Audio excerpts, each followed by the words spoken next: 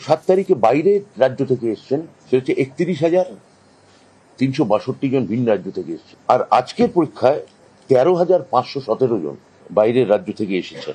এদের মধ্যে একটা খুব বড় অংশ এসছেন উত্তরপ্রদেশ এবং বিহার থেকে। তথাকথিত বহু ঢক্কা নিনাদে শোনা, বহু আড়ম্বর প্রসূত শব্দ ডবল ইঞ্জিন, সেই ডবল ইঞ্জিন সরকারের সাফল্য বা ব্যর্থতার খতিয়ান আসলে কত, এই তথ্য থেকে আপনারা তার একটা হিসেব আন্দাজ আপনারা পাবেন। মাননীয় ব্রাত্য বসুকে বলুন যে পশ্চিমবঙ্গ থেকে পরিযায়ী শ্রমিক এক একটা জেলায় এর থেকে বেশি আছে। আমার জেলা থেকে এর থেকে বেশি লোক আছে, একটা জেলা, বাকি তো ছেড়ে দিন। তার উপর ব্রাত্য বসুরা এই ধরনের কথা বলেন। পরীক্ষার জন্য বিভিন্ন জায়গায় যাওয়ার রেয়াজ আজকের নয়, বহুদিন ধরে আছে। এটাকে আলাদা করে দেখানোর কোনো প্রয়োজন নেই।